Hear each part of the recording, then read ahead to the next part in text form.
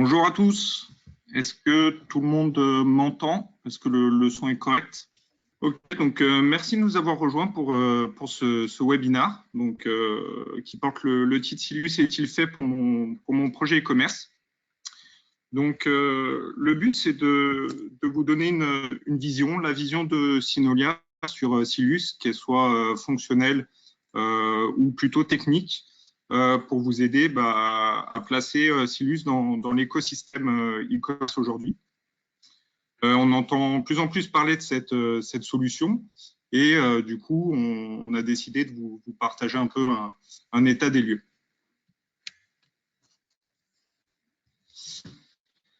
Alors aujourd'hui, avec moi, il y a Olivier Alain qui va participer. Je te laisse te présenter, Olivier. Ah ok. Donc Olivier Alain, je développe du PHP depuis un peu plus d'une dizaine d'années. J'ai fait beaucoup de Symfony, Oui, Olivier. dans une entreprise avant. Oui, j'ai fait beaucoup de Symfony sur des projets avant de faire du Silus, et maintenant je fais beaucoup de Silus au sein de Synolia. Donc je suis en tant que lead développeur Synolia, des projets Silus chez Synolia. Projet e-commerce chez Synolia. Je m'occupe d'une partie de l'activité e-commerce sur des technologies autour de Symfony et notamment Silus qui nous intéresse aujourd'hui. Du coup, le but aujourd'hui, c'est de parler de la vision de Synolia sur Silus. Donc, il faut savoir que c'est une solution dont on s'intéresse depuis plusieurs années chez Synolia. On l'a détecté assez tôt. On a pris du temps pour regarder la solution, pour s'y intéresser. Et on est devenu officiellement partenaire de la solution en avril 2019. Cette solution, elle a été portée en interne, notamment par Olivier qui est là aujourd'hui. C'est venu principalement des techniciens, parce que Olivier vous expliquera pourquoi, mais convaincu de l'architecture de la plateforme. Et du coup, on a décidé de creuser stratégiquement, fonctionnellement, pour voir si cette solution pouvait rentrer dans le cadre des autres offres qu'on pouvait proposer. Pour comprendre, je fais juste une rapide présentation de Synolia. Synolia, ça a été fondé en 2004 par 4 associés. Aujourd'hui, on a 4 agences, Lyon, Paris, Rennes et Bordeaux. Et ces 90 personnes, on vient de clore notre objectif qui s'arrête à mars à 9 millions d'euros de chiffre d'affaires. Et voilà, c'est à peu près 700 projets réalisés. On intervient sur 4 domaines aujourd'hui. Donc la relation client avec la partie CRM, marketing automation notamment. La partie PIM sur Akino, la partie BI, data visualisation, donc sur Tableau et Click, et la partie e-commerce. Alors, en partie e-commerce, on a historiquement pas mal de solutions. On est sur Magento depuis le début quasiment, PrestaShop pareil, Eurocommerce pour le B2B, et du coup, on a décidé de s'intéresser depuis cette année à Silus.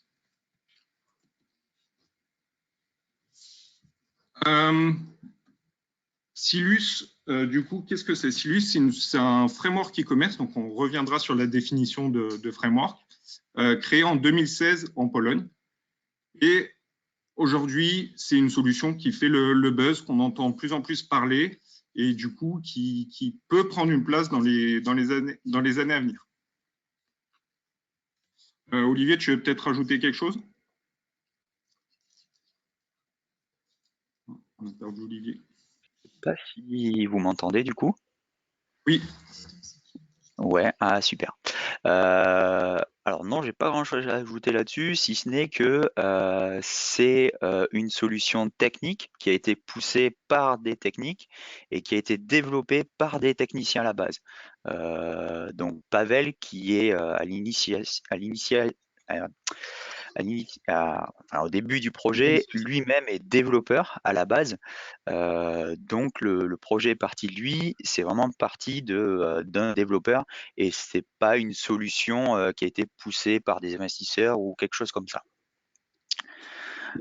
Du coup, tu peux passer la slide suivante. Ce que je rajouterais également, c'est que le web a beaucoup évolué ces dernières années, ce qui est normal. Et du coup, Silus a l'avantage d'être une solution assez récente comparée aux autres solutions qu'on peut voir et qu'on peut adresser, comme Magento ou PrestaShop, qui ont plus d'ancienneté. Donc, c'est un avantage, mais par leur conception, elles intègrent moins de nouveautés et elles ont une architecture plus complexe, on y reviendra. Mais voilà, on a une solution qui est sur les derniers standards du marché et qui, du coup, permet d'avoir un socle solide. Et le socle basé sur donc de l'open source, puisque le projet a été initialement fait par Pavel, donc tout seul en Pologne. Et après ça, très rapidement, quasiment de suite, il a décidé de mettre le projet open source sur GitHub. Et du coup, la communauté a assez rapidement accroché, a assez rapidement fait évoluer la chose. Du coup, maintenant, Pavel ne fait plus forcément de code, mais il y a tout un écosystème de développeurs qui s'est greffé autour de la solution. On en parlera après sur le cœur de la solution, mais sur tout ce qui est autour, comme les plugins et ainsi de suite. Oui, c'est vrai que nous, on a vu aussi l'engouement monter. C'est pour ça qu'on a décidé de s'y intéresser encore plus. Et c'est vrai que la communauté est très active et réactive. Il y a par exemple un Slack qui est ouvert, un Slack officiel qui compte plus de 2000 personnes. Et donc, ça nous montre en fait que Silus est vraiment sur une grande pente ascendante. Un concept très important de Silus, c'est le concept de framework e-commerce. Vous verrez si vous visitez le site Silus, si vous documentez un petit peu, Silus ne définit pas comme une nouvelle solution e-commerce, donc à l'instar des solutions qui existent comme Shopify, Magento, PrestaShop, mais vraiment comme un framework e-commerce. Donc, qu'est-ce qu'un framework e-commerce? Un framework e-commerce, ça va être une brique de développement qui va nous aider à construire une solution, notre solution, et vraiment la solution personnalisée à nos besoins.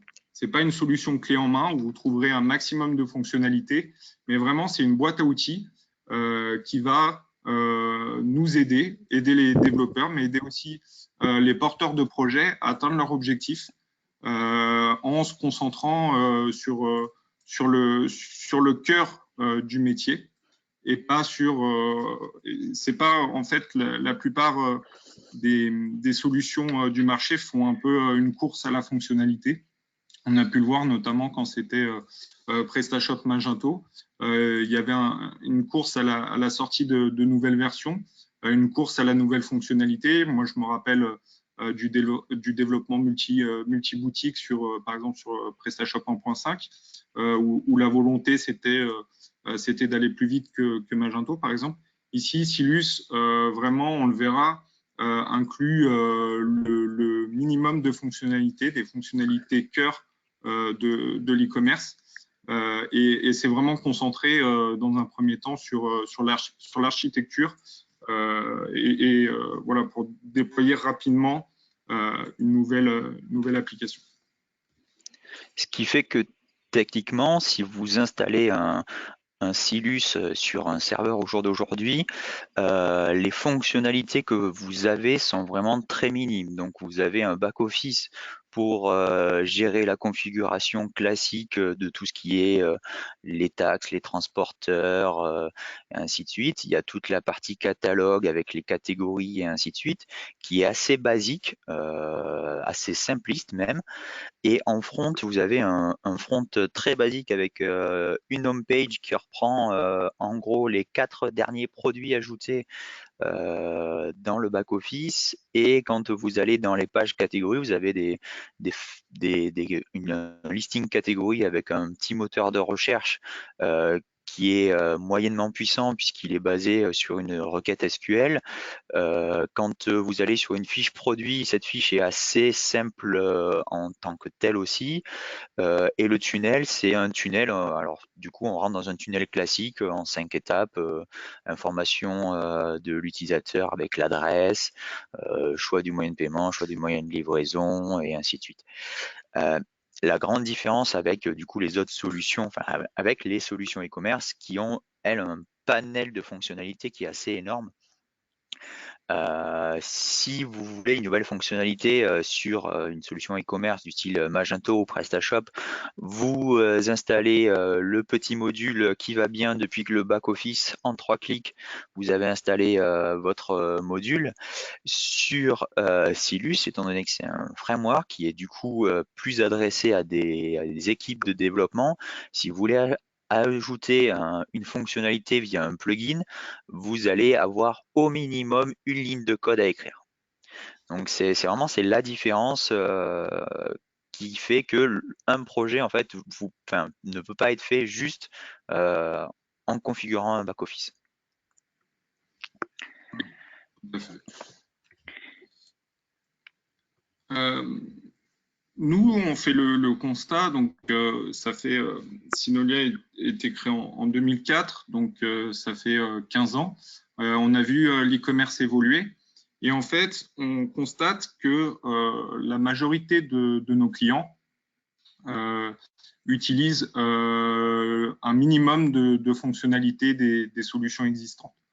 Donc, aujourd'hui, les autres solutions qu'on adresse, qui sont très puissantes et qui répondent vraiment à un besoin client, finalement, sont un peu sous-utilisées. Et cela parce que ces dernières années, on a vraiment constaté l'essor de services tiers, de start-up, qui ont déporté des fonctionnalités des sites e-commerce. Donc, il en existe pour à peu près tout aujourd'hui sur un site et qui sont vraiment ultra spécialisés, souvent en mode SaaS d'ailleurs. Donc, on a par exemple la recherche avec Algolia, l'export en marketplace, les avis clients. On a tout un tas de fonctionnalités comme ça qui sont déportées sur ces services-là.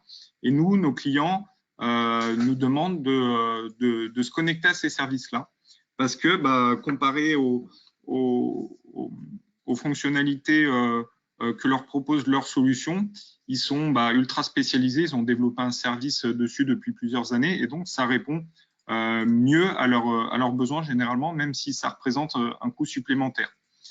Et du coup, ce qu'on se rend compte, c'est que les autres solutions e-commerce ont tout un tas de services qui vont pas être utilisés.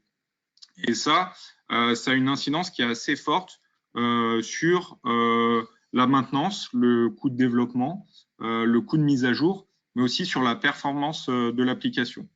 Quand vous chargez une application, vous chargez tous ces composants, grosso modo, et du coup, on paye, entre guillemets, le coût, donc le coût performance, pour des solutions et des outils qu'on ne va pas utiliser.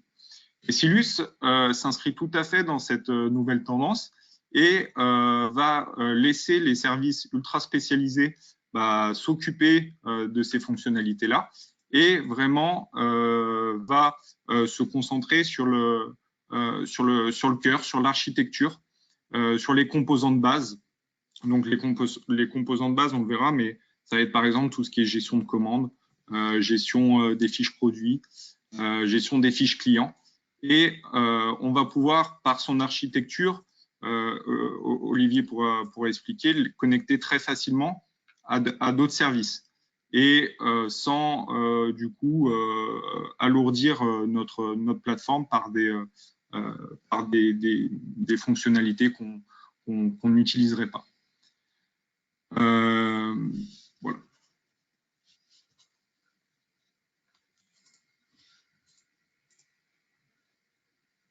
Olivier. Oui, c'est mieux comme ça. Les solutions Oui, e-commerce classiques sont de type monolithique.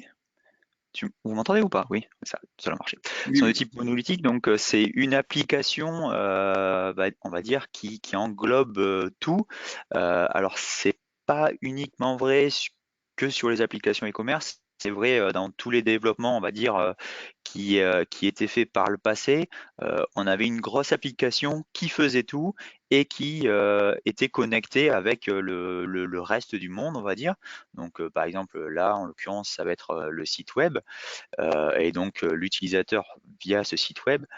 Euh, Ces applications ont évolué et maintenant, de plus en plus, on essaye de découper ces applications monolithiques en sous-applications ou on va le voir dans la slide d'après, on va découper donc notre application en plus petits composants pour nous permettre déjà d'avoir une meilleure scalabilité de notre infrastructure, d'avoir du code plus robuste, avec une architecture plus robuste, et d'avoir des composants qui peuvent évoluer plus facilement, sans dépendance les uns des autres. Donc typiquement, l'architecture globale de Silus, on a des composants. Donc les composants, ils ont une fonctionnalité propre et une seule. Donc par exemple, on a un composant qui va nous permettre de calculer les taux de taxe sur quelque chose. Donc ça peut être calculer le taux de taxe sur un produit, donc sur un item de panier, ça peut être sur le panier entièrement, et ainsi de suite. Ces composants, ils sont encapsulés dans des bundles. Donc les bundles, ce qu'ils font, c'est qu'ils prennent ce composant qui est un composant PHP, ils l'encapsulent dans un bundle Symfony, puisque Silus est basé sur Symfony, et du coup, ils vont être utilisés par le bundle core qui, lui, va les faire communiquer les uns avec les autres et donc va être le chef d'orchestre de tout ça et qui, lui, va redonner la donnée plus haut. Donc la donnée, actuellement sur Silus, on a trois points d'entrée et de sortie pour les données. Donc on a le back-office, donc la partie admin, la partie shop qui est notre boutique e-commerce web classique et on a une API REST qui est actuellement uniquement faite pour la partie admin. Donc c'est une API de type CRUD, donc elle est vraiment utilisée que pour la partie admin. Ces composants, vous pouvez vous en servir, vous pouvez ne pas vous en servir, vous pouvez les changer. Par exemple, vous avez besoin d'un composant qui calcule les taxes qui soit beaucoup plus évolué que celui de Silus, il n'y a pas de problème, vous utilisez votre propre composant qui implémente les interfaces qui sont décrites par Silus et ça marchera tout à fait. Les trois blocs du haut, donc l'admin, le shop et l'admin API REST, vous pouvez tout à fait pareil les désactiver. Si vous ne voulez pas d'API REST, il n'y a pas de souci, vous ne l'activez pas et vous avez un site qui va être uniquement composé d'un admin et d'un shop. De la même manière, le shop actuellement, il est fait en Twig, donc ça va être un shop assez classique. Si vous ne voulez pas vous en servir, si vous voulez utiliser quelque chose, par exemple du React.js ou que sais-je, vous pouvez enlever cette brick shop et utiliser la vôtre. De la même manière, avec l'administration, qui est une administration qui est basée sur Sonata Admin, donc c'est un bundle de Symfony à la base qui est utilisé parce qu'il est très puissant et très facile à utiliser dans Silus. Mais vous pouvez tout à fait faire votre propre administration avec que les données qui vous intéressent et ainsi de suite. Il n'y a pas de souci là-dessus, tout est interchangeable. Ouais, et Du coup, ça c'est nous amène. super important parce que niveau de la performance, bah, on peut vraiment désactiver les composants dont on n'a pas besoin. Euh, et par exemple, désactiver la partie prix et du coup alléger notre application. Alors que quand on prend une solution plus monolithique, ça va pas être le cas. Tout à fait. Du coup, tu peux slide. Hop. Euh, donc, l'écosystème autour de Silus, comme on l'a vu, on a donc tout ce qui est composé, tout ce qu'on a vu tout à l'heure, on l'a mis ici dans la brique Silus. Par-dessus ça, on peut bien évidemment mettre une petite brique CMS qui du coup va être utilisé donc pour les applications desktop, mobile, donc pour faire du desktop classique, pour faire du responsive pour le module, pour les mobiles, et on peut tout à fait en fait envisager de faire directement une PWA basée sur ce socle-là, sans avoir à tout refaire ou tout casser pour ajouter notre brique PWA là-dedans. On voit en dessous la partie, ce qui est appelé le message bus. C'est en gros, on peut communiquer assez facilement sur Silus avec des bundles tiers ou des services tiers, comme on l'a vu un petit peu tout à fait au début. Par exemple, on peut assez facilement le câbler à un PIM. Tout ce qu'on a besoin en tant que code et ainsi de suite est déjà préparé, le travail est déjà pré-mâché dans Silus pour faire de l'import de produits par exemple, même si dans Silus de base on n'a pas de notion d'import de produits par exemple. On en parlera un petit peu tout à l'heure, il y a un plugin qui existe pour faire de l'import de produits ou toute autre chose, mais c'est une fonctionnalité qui n'est pas dans Silus, puisque comme on le disait au début, c'est pas tout le monde n'a pas besoin de cette fonctionnalité, donc elle n'est pas mise dans le corps pour être le plus léger possible. Il en est de même pour les ERP et ainsi de suite. C'est assez facile de connecter un ERP, mais on n'a pas la connexion classique avec un ERP qui est déjà faite dans Silus. Tout à fait. Donc Silus, on l'a répété à plusieurs reprises, il est basé sur du Symfony, donc ce qui permet d'avoir un socle technique très solide. La communauté Symfony est très présente et fait beaucoup évoluer le framework. Il faut savoir que Silus garde toujours la rétrocompatibilité sur la version LTS, donc la version qui a le support le plus long. Donc, par exemple, actuellement, c'est la version 3.4 de Symfony. Donc Silus, les toutes dernières versions sont toujours rétrocompatibles avec la version 3.4 de Symfony, et en même temps est toujours aussi compatible avec la dernière version officielle. Donc il est en 3.4, mais aussi en 4.3 de Symfony. Donc ça a tous les avantages de pouvoir garder un ancien projet en vie longtemps, mais ça a aussi tous les avantages de tirer parti de toutes les nouvelles fonctionnalités de Symfony. Donc, par exemple, on a toutes les nouvelles fonctionnalités sur l'auto-wiring et ainsi de suite dans Silus, ce qui est assez intéressant. Il est Oui. aussi basé du coup sur le duo gagnant de Symfony, donc Twig pour la gestion des templates, donc qui est le moteur de templating qui est fourni avec Symfony. Oui, tu voulais dire quelque chose, Adrien? Non? Euh, Et non, oui. Et du coup, Doctrine, qui est du coup l'ORM, donc le gestionnaire, on va dire, entre guillemets, de base de données, qui est aussi beaucoup utilisé avec Symfony. Donc c'est un des ORM les plus puissants. Bien évidemment, on peut changer ces deux briques-là. Donc on peut ne pas utiliser Twig, comme on le disait tout à l'heure, on peut ne pas utiliser Doctrine. Il y a des détracteurs qui disent que Doctrine, c'est pas la meilleure des solutions. Il n'y a pas de souci, on peut changer. De base, ça utilise Doctrine, mais il n'y a absolument aucun souci. On peut changer tout ça. Oui, C'est aussi... Ouais, je peux vas-y. compléter, Olivier. C'est que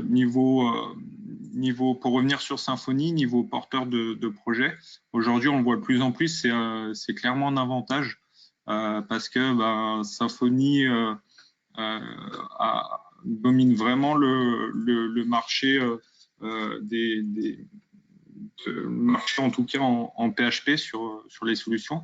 Et du coup, c'est vraiment un avantage, même stratégiquement pour les porteurs de projets, parce que du coup, sur un contexte de recrutement qui est de plus en plus compliqué, où on a du mal à recruter les développeurs, Symfony intéresse beaucoup de monde, a quand même la cote.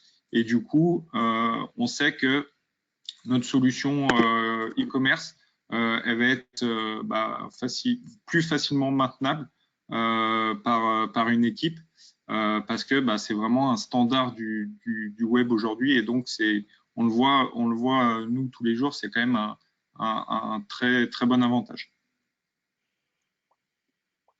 Ouais. Du coup, pendant qu'on parle, il y a une question qui m'a été posée sur peut-on choisir la version de Symfony dans Silus? Alors, on peut la choisir en fait au niveau du composer.json.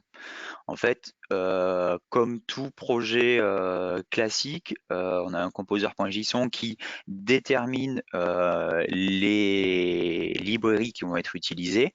On peut ici mettre une contrainte en disant moi je veux garder donc c'est Symfony /LTS 3 pour dire qu'on veut garder la version 3 du Symfony LTS ou on peut dire moi je veux minimum la 4.2. Donc oui, on peut choisir la version dans le Composer pour notre application Silus. Attends, du coup, si tu peux revenir juste sur la slide d'avant. Silus est aussi basé, est beaucoup basé sur des machines à état. Donc les machines à état, elles servent à faire évoluer dans le temps des objets. Donc par exemple, une commande, enfin un panier va au début être un panier et se transformer en commande. Là, je vous ai mis, c'est l'exemple de la partie paiement. Donc au début, un paiement, quand vous créez un panier, et la partie paiement, elle va être en mode je suis un panier, j'attends, pour l'instant je suis un panier, je ne peux pas être payé. Après, on va attendre le paiement. On peut, si on annule la commande, le paiement sera annulé. Si on fait un paiement, on peut faire un paiement partiel ou un paiement complet. On va dire, ouais, ok, c'est payé, c'est bien, mais on peut rembourser partiellement ou complètement le client si s'il y a eu une erreur dans la commande. Donc c'est assez clair sur le schéma. On a des petites flèches et on a des liaisons entre ces différentes étapes, ce qui veut dire qu'en fait, on ne peut pas passer de l'étape panier à payer. Il faut passer obligatoirement par l'étape d'attente. Alors, vu comme ça peut être une contrainte, mais en fait, c'est pas du tout une contrainte, c'est même très bien dans tous les développements. Ça nous garantit que notre développement va être cohérent. Ces machines à état-là, elles sont aussi tout à fait modulables dans le code. Donc c'est de la configuration dans des fichiers YML. On On peut donc enlever des étapes, on peut rajouter des étapes, on peut changer les transitions, on peut à peu près tout faire, on peut mettre des conditions sur les transitions. Par exemple, je sais pas, si le paiement fait plus de 50 euros, je veux absolument faire une vérification 3D Secure ou quelque chose comme ça. On peut tout à fait changer les transitions, on peut tout faire sur ces étapes-là. Alors, il y en a un peu partout dans Silus, il y en a sur les commandes, il y en a sur les paiements, il y en a sur la modération des commentaires qui sont faits par les clients sur les produits. Il y en a vraiment, vraiment partout. C'est très pratique et en plus de ça, elles sont potentiellement interconnectées les unes avec les autres. Par exemple, quand votre commande, elle va être payée et expédiée, ben dans ce cas-là, le statut général de la commande, ben ça va être qu'elle est finie, puisque tout est fait, elle est finie. Voilà. Donc ils sont interdépendants les uns des autres, et ça nous permet d'avoir une structure solide en fait, de pas faire entre guillemets n'importe quoi, de passer n'importe quelle étape à n'importe quelle étape. Typiquement, c'est des choses qui sont pas forcément dans les autres solutions e-commerce comme PrestaShop et Magento. Du coup, tu peux passer à la slide suivante. Donc les fonctionnalités dans le cœur de Silus, comme vous le voyez, il y en a pas mal, mais on va dire c'est les fonctionnalités de base. Donc en gros, ben, on va pouvoir avoir des produits, des catégories produits, on va pouvoir avoir des utilisateurs qui ont des adresses, qui veulent passer des commandes et donc être livrés. On a des taxes, on a beaucoup de choses, mais on va dire c'est les choses les plus basiques pour de l'e-commerce. Donc on va par exemple pouvoir dire si je suis un utilisateur en France, je veux que la taxe française soit appliquée, je veux livrer que en France, je veux faire des choses comme ça. Beaucoup de petites fonctionnalités, mais qui restent des fonctionnalités vraiment basiques. Rien d'extravagant, comme on le disait tout à l'heure, il n'y a pas de système de localisation poussé, il n'y a rien de tout ça. Et on Mais se concentre vraiment sur le cœur du métier e-commerce. ouais. Et voilà, donc vraiment sur le cœur du métier e-commerce, les derniers ajouts qui ont été faits, par exemple, c'est jusqu'à il n'y a pas si longtemps que ça, donc la version précédente, on pouvait, enfin, quand quelqu'un est administrateur, il avait accès à tout, à toute l'administration, à tout le back-office. Ça a été introduit assez récemment, de pouvoir donner des rôles aux utilisateurs pour dire, toi, tu as le droit d'accéder qu'à la partie produit, toi, tu as le droit d'accéder qu'à la partie client, et ainsi de suite. Mais c'est des petites fonctionnalités qui arrivent, qui sont primordiales pour, on va dire, pour des grosses ou moyennes ou grosses structures. Dans les petites structures où c'est une personne qui va gérer elle-même, ou où il y aura 2-3 personnes qui vont gérer le site, il n'y a pas forcément besoin de cette fonctionnalité. Et comme Silus est quand même à la base basé sur des petites et moyennes, enfin petites et moyennes solutions e-commerce, ça colle assez bien. Mais au-delà de toutes ces fonctionnalités qui sont dans le cœur, Silus a proposé ce qu'ils ont appelé des plugins. Alors, les plugins, c'est le but d'un plugin, c'est un package qui regroupe une fonctionnalité qui va être apportée à notre solution Silus. Donc, on a actuellement plus de 160 plugins, donc ils sont assez facilement trouvables sur Packagist. C'est donc tous ces plugins-là sont compatibles en principe avec les dernières versions. Si c'est pas le cas, les développeurs se feront plaisir de les mettre à jour, il n'y a pas de souci là-dessus. Silus eux-mêmes ont un système sur leur site internet où ils recensent, on va dire les plugins qu'eux ont sélectionnés, mais pour en avoir discuté avec eux, en fait, sélectionner des plugins, c'est énormément de travail. Donc en fait, il n'y en a pas beaucoup sur leur propre plateforme, même s'ils voudraient en mettre plus, mais en fait, ça serait du travail pour une personne à temps complet. et ils n'ont pas ce luxe-là. Donc en fait, il y en a quelques-uns sur leur plateforme et il y en a beaucoup que vous pouvez trouver sur GitHub et ainsi de suite, que vous pouvez utiliser sans souci. Par exemple, tout à l'heure, je parlais celui d'import, import-export de tout ce qui est produit. Il y a il y a plein de plugins pour les systèmes de paiement tiers, pour UPS, DHL, il y a énormément de plugins. Vraiment, l'écosystème commence à être de plus en plus fourni et il y a une accélération dans cette montée en puissance sur les plugins. Il y a 2-3 ans, il y avait peut-être 10 plugins. J'exagère peut-être un peu, mais il n'y en avait pas beaucoup. Et maintenant, il y en a vraiment beaucoup et qui sont de qualité et qui sont vraiment utilisables sur tous vos projets, quoi. Oui, tout à fait.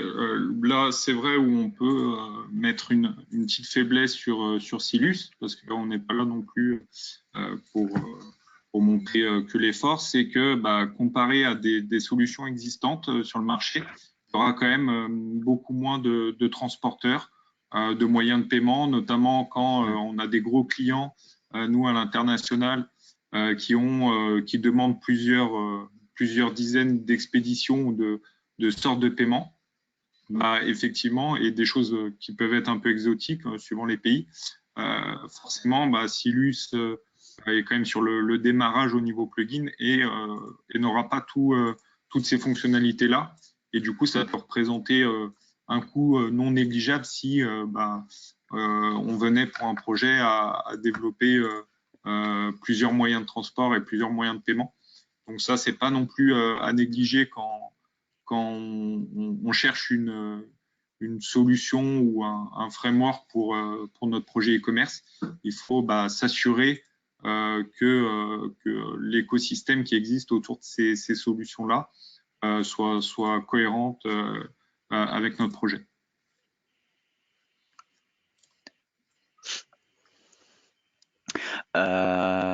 Donc après, le et après, qu'est-ce que ça va devenir ou qu'est-ce qu'il y a? Comme on le disait, il y a une liaison forte entre Symfony et Silus. Donc même si l'une et l'autre solution sont indépendantes, on va dire, au niveau juridique et ainsi de suite, Silus ne peut pas vivre sans Symfony. On le sait très bien.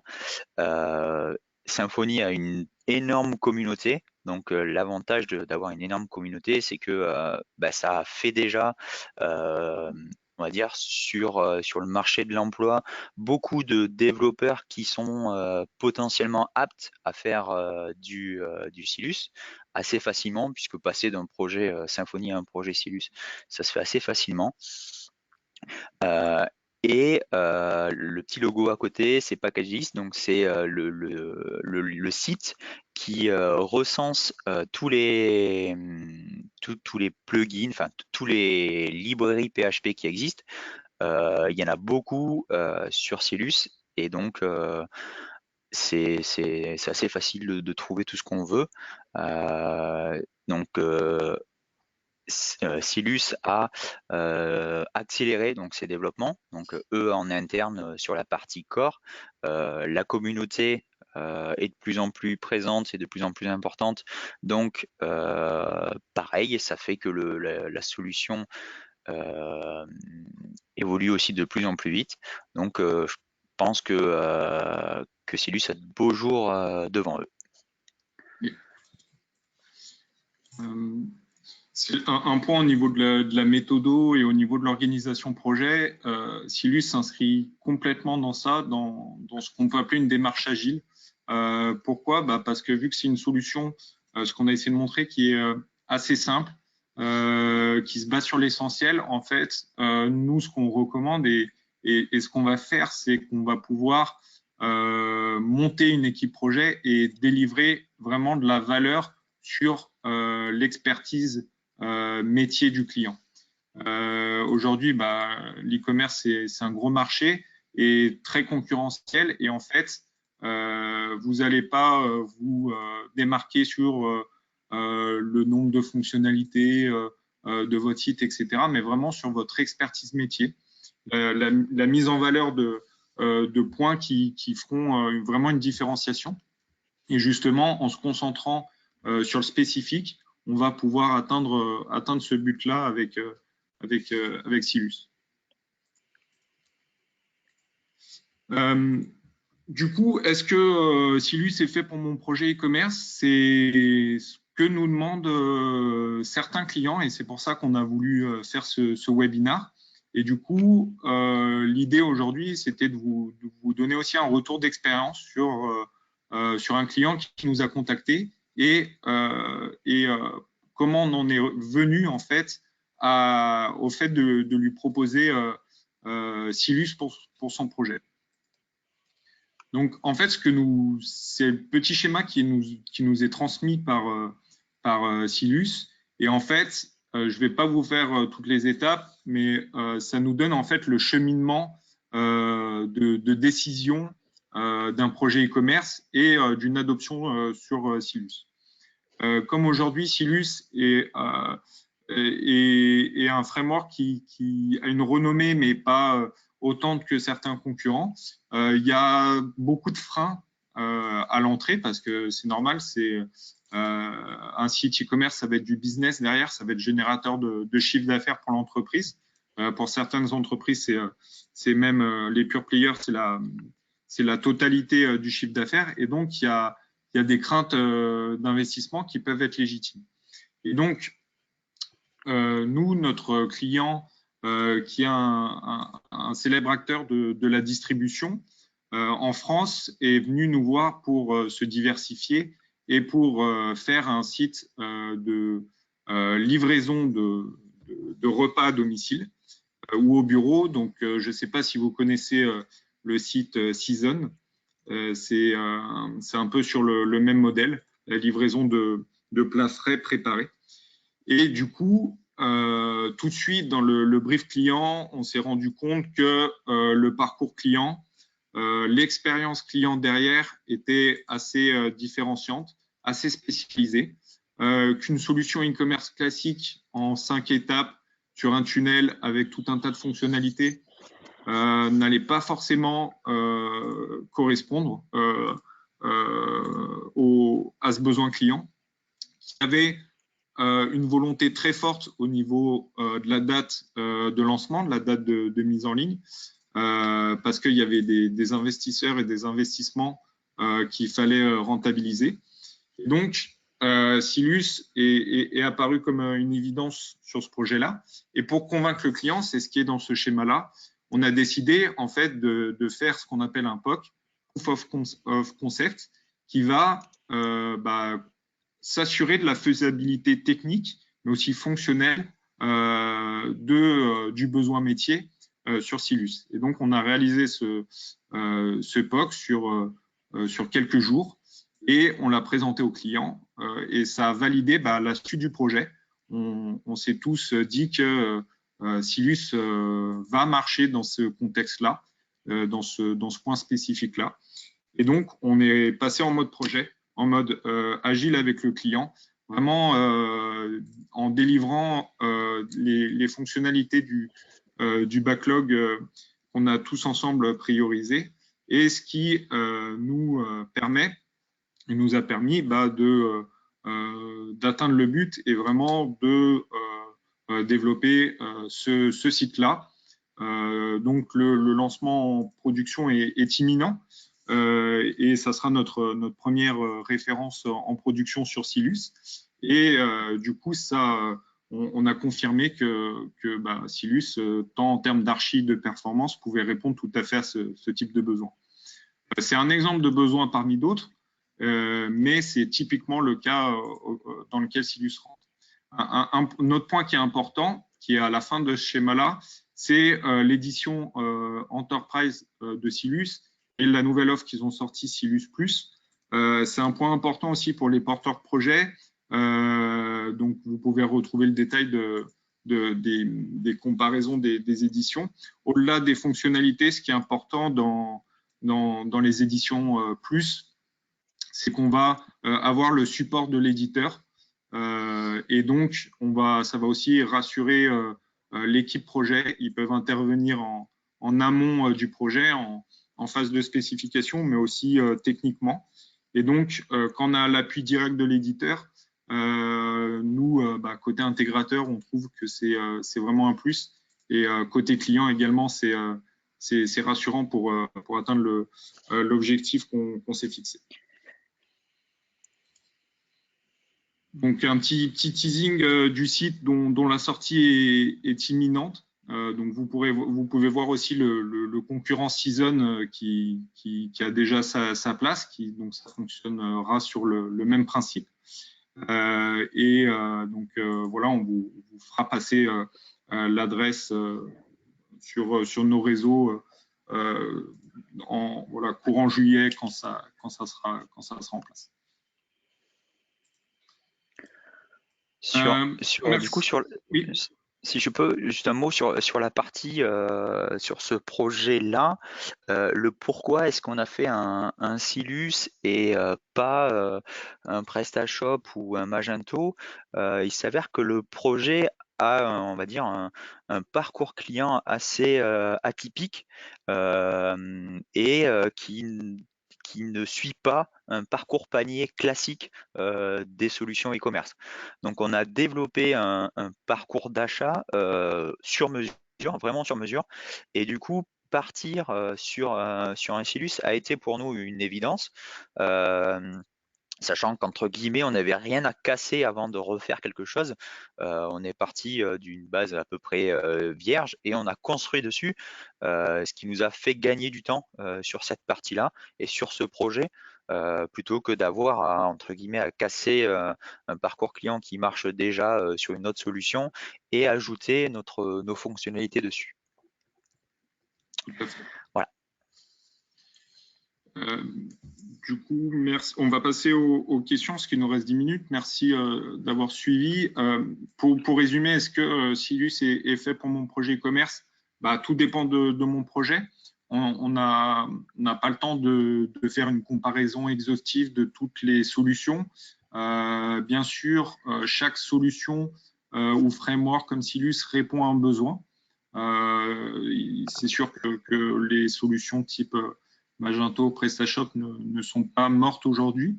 Elles répondent vraiment à un besoin qui a fait ses preuves. Toutefois, on pense que Silus, dans les mois, les années à venir, va vraiment prendre de l'importance par ce qu'on a montré, par son architecture, par sa philosophie agile, métier, valeur, et qui, voilà, aujourd'hui, plus en plus de marchands vont chercher à se différencier, à sortir des nouveaux concepts pour se faire sa place dans une offre qui existe déjà. Et donc, aujourd'hui, nous, c'est comme ça qu'on répond chez Synolia avec Silus. Donc, c'est ce pourquoi on a ajouté aujourd'hui, nous, Silus, dans notre portefeuille de solutions. Et on trouve qu'elle s'inscrit parfaitement et elle vient en complément de nos autres outils. J'ai vu des questions, notamment au-delà des plugins, Silus s'est-il entouré de partenaires en hosting d'une offre cloud? Alors, c'est une bonne question. Aujourd'hui, je pense qu'en effet, c'est ce qui manque sur notamment l'édition Plus. Beaucoup d'autres partenaires, par exemple Akeneo, sur leur édition Enterprise, fournissent un cloud. Et je pense que ça serait un vrai plus d'avoir cette offre-là pour les clients. Donc la réponse est non, pas encore. Ils ont des partenaires hosting, mais rien, pour moi, rien de très fixe pour l'instant, mais officiel. Mais par contre, une offre cloud, je pense que ça les intéresserait et ça nous intéresserait, ça intéresserait les clients. Dans quel cas ne pas utiliser Silus pour un e-commerce classique, je suppose? Ouais, oui. Donc du coup, effectivement, ce que j'ai répondu, c'est alors effectivement, le but de Silus, c'est avant tout de faire un projet qui sorte de l'e-commerce classique, comme vous l'avez dit vous-même. Si vous faites, votre besoin colle parfaitement à un Magento ou à un PrestaShop, allez sur du PrestaShop ou du Magento. Si vous avez des besoins vraiment spécifiques, il vaut mieux se baser sur du Silus. D'autre part, la limite donc théorique, on va dire, qu'on donne souvent, c'est si vous avez un catalogue produit de plus de 5000 références, ça commence à être la limite de Silus. Alors du coup, vous avez reposé la question juste en dessous de pourquoi. Tout simplement parce que en fait, Silus n'a pas de solution de type AV ou de table à plat pour récupérer les données comme le fait par exemple Magento, ce qui fait que les requêtes sont potentiellement plus lentes. Et d'autre part, alors elles sont potentiellement plus lentes, par contre, pour l'écriture de données et ainsi de suite, c'est plus rapide. Donc en fait, on y gagne quand on a moins de données, on y perd au-delà d'un certain volume. D'autre part, sur la version classique de Silus, si vous faites une recherche sur un produit, donc avec le moteur de recherche classique sur un produit, au-delà de 5000 références, comme c'est une recherche plein texte sur MySQL, les résultats sont assez lents. Faut savoir que du coup, pour pallier à ça, il y a eu une entreprise qui fait pas mal de Silus, qui a développé là-dessus un moteur Elasticsearch pour justement pallier à cette problématique-là. Donc en fait, cette limite de théorique des 5000 produits commence doucement à être de plus en plus relevée, mais en gros, c'est la limite que je donnerais au jour d'aujourd'hui. Voilà. Oui, il y avait quel est l'élément différenciant par rapport à un Drupal commerce? Alors personnellement, je connais peu Drupal parce que c'est pas une solution aujourd'hui qu'on adresse. De ce que je connais, j'imagine que l'extension commerce est une surcouche au CMS de base, si je dis pas de bêtises. La différence avec un Silus, c'est que Silus va être pensé pour le cœur e-commerce, et Drupal, comme les autres solutions qu'on a citées, va sans doute embarquer tout un tas de fonctionnalités que vous n'allez pas forcément vous servir. L'architecture sera plus lourde, elle va hériter d'années de code. Il y aura ce qui est typique dans une solution vieillissante, c'est que vous avez des parties de code qui sont souvent très bien codées et d'autres d'historique ou des morceaux qui font un peu tâche dans la solution. Parce qu'il y a un historique, il y a une reprise. C'est normal, hein, la solution vit, et sans doute que Silus aura certains composants dans quelques années peut-être moins bien écrits, mais l'avantage, c'est qu'on pourra s'en couper totalement et en joindre de nouveau. Il y a une autre question qui concernait le POC. Alors, revenir un peu sur le POC en 2 mots, parce que je crois qu'on n'a plus beaucoup de temps. Le client nous a exposé son besoin, qui était du coup, comme on le disait tout à l'heure, un parcours client assez spécifique, avec un système de paiement spécifique qui n'existe pas sur Silus actuellement, avec des choses un peu vraiment perso pour eux, avec l'accès à leur API et d'autres API. On utilise plusieurs API, ainsi de suite. Et donc, en fait, ils nous ont dit, on veut faire un POC pour savoir est-ce que c'est possible. Donc, nous, on leur a aussi proposé de faire un POC, donc c'est venu un peu des deux côtés. Et donc, dans le POC, on a justement essayé de faire comment dire, ce tunnel de commande spécifique.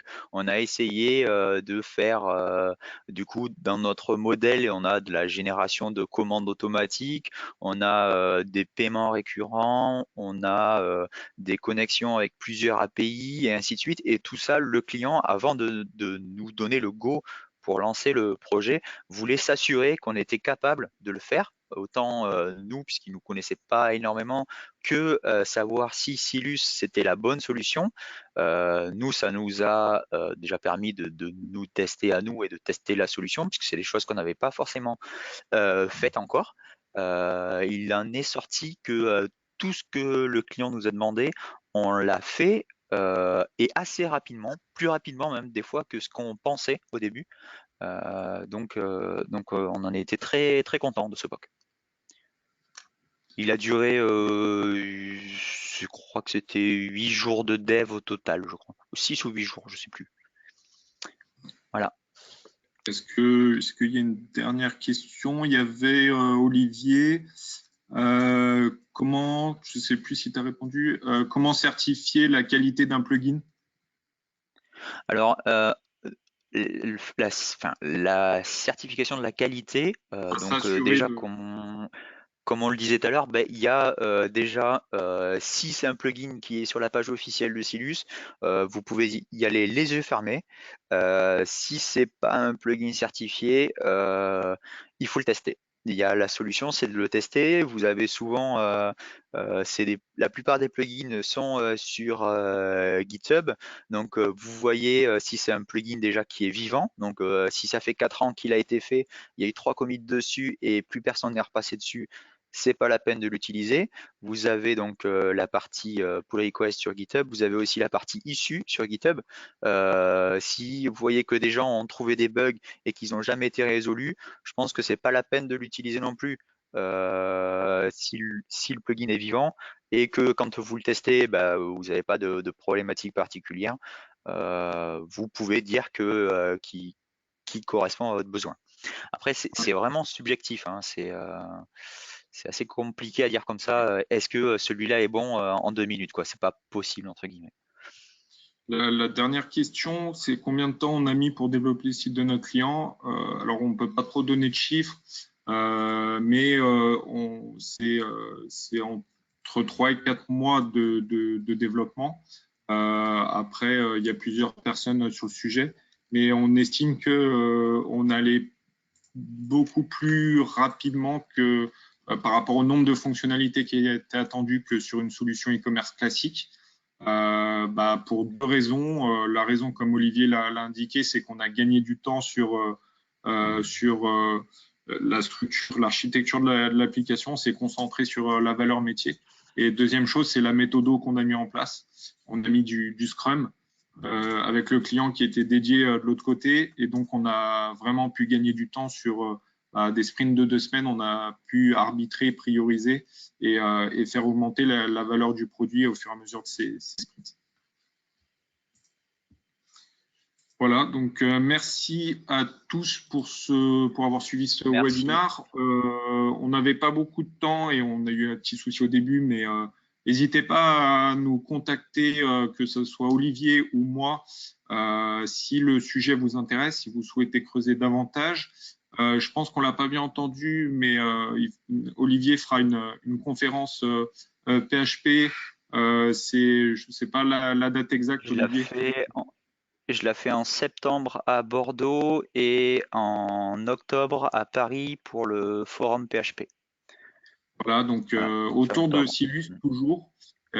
Si vous pouvez suivre sa conférence, ça vous donnera aussi d'autres perspectives. Et en tout cas, nous, on restera actifs sur le sujet. Il y aura régulièrement des nouveautés, notamment la sortie de notre client et un cas client dédié. Parce que c'est un sujet qui nous intéresse et qui est très porteur chez Synoli actuellement. Donc voilà, merci à tous et je vous souhaite une bonne journée, un bon appétit. Merci. Merci, au revoir.